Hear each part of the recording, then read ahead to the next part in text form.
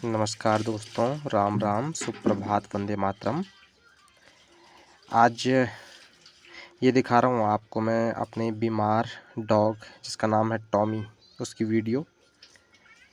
और एक टॉपिक मेरे जहन में आया है। कुछ दिनों पहले यूट्यूब के माध्यम से किसी पंडित जी का मैं बहुत बड़ा वक्तव्य सुन रहा था कि हमारे जो हैं 3 प्रकार के शरीर होते हैं।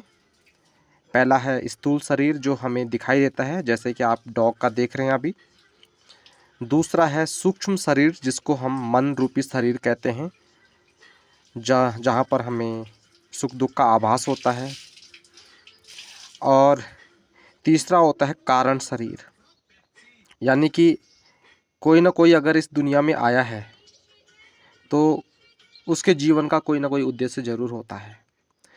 लेकिन उनका एक वक्तव्य था कि केवल जो मन रूपी शरीर है उसको दंड मिलता है, जो स्थूल शरीर है और जो कारण शरीर है उसको कोई दंड नहीं मिलता है।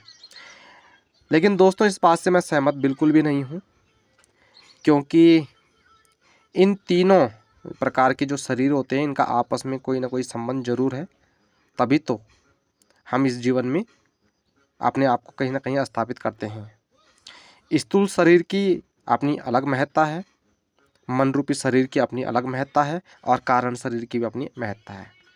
तो जहाँ पे दंड का विधान है, सुख दुख का विधान है, वहाँ पर मुझे लगता है कि इन तीनों शरीरों को ही सुख और दुख होता है। क्योंकि आप देखिए ना, अगर किसी भी जानवर का शरीर डैमेज हो रहा हो, पीड़ा वेदना, कहीं पे चोट लगी हो, तो वहाँ पर उसे उसके मन को चोट ज़रूर पहुँचेगी, और उसका जो कारण रूपी शरीर है, जो पर्पज़ था उसके कार्य करने का, वो नहीं कर पाएगा। तो तीनों बाधित हो रहे हैं। इसी तरह से सुख भी है।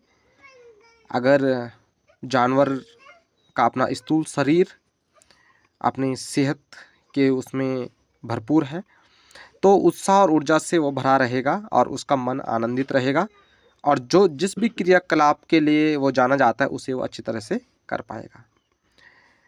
तो देखा ना आप लोगों ने कि जो तीनों प्रकार के जो शरीर होते हैं उनको दंड भी मिलता है, और उनको जो है वरदान भी उन्हीं को मिला होता है, सुख दुख दोनों। तो आप अगर मेरी इस बात से सहमत हैं तो आप कमेंट में ज़रूर यस कीजिएगा।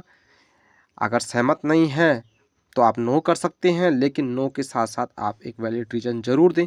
तो मुझे तो ये लगता है कि अगर किसी इंसान का अपना स्थूल शरीर अपना जो स्वस्थ था और उसमें कोई बीमारी इत्यादि या कहीं पे चोट लग जाती है, तो उससे ज़रूर मन दुखी होता है, और उससे उस शरीर के कार्य में भी बाधा, जो कारण शरीर है उसके कार्य में बाधा पहुंचती है।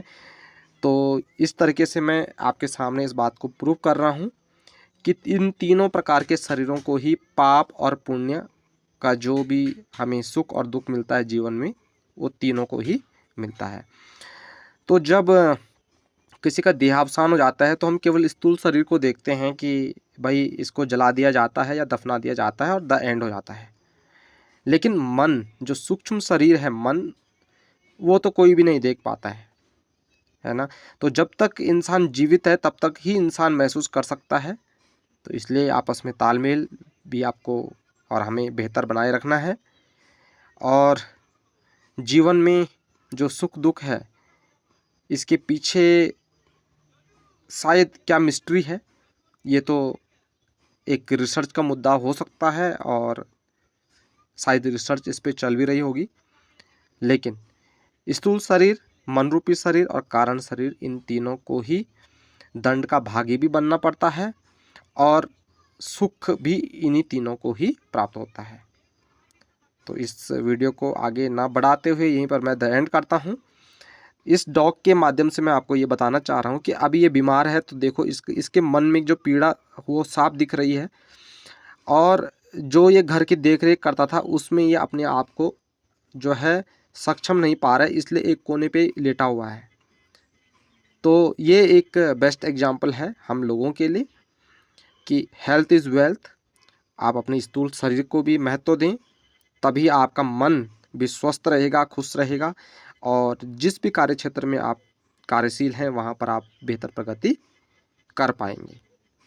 तो आज के लिए इतना ही। आप सबका दिन शुभ रहे। नमस्कार, धन्यवाद।